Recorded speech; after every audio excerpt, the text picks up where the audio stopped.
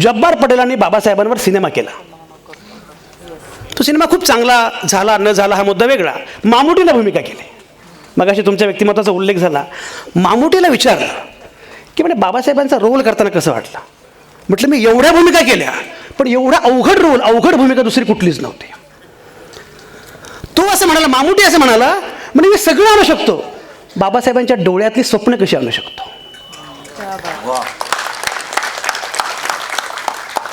त्या माणसाच्या डोळ्यामध्ये एवढी स्वप्न दिसतात म्हणजे प्रत्येक वेळी की मला काहीतरी करायचं आहे.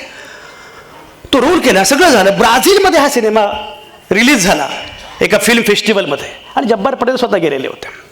तर ती चित्रपट समीक्षक महिला असेल ब्राझीलची, ती पुढे बसलेले होते. तिने सिनेमा, ब्राझीलच्या लोकांचा प्रॉब्लेम काय आहे, त्यांना इंग्रजी पण फारसं काही कळत नाही, हिंदी मराठीचा काही मुद्दाच नाही आहे. तिला काहीतरी कळालं, काहीतरी भव्य सिनेमा आहे. सिनेमा झाल्यानंतर बाहेर ते जब्बार पटेलांना भेटले. म्हणजे तुम्ही दिग्दर्शक का विकास, तुम्ही दिग्दर्शक का.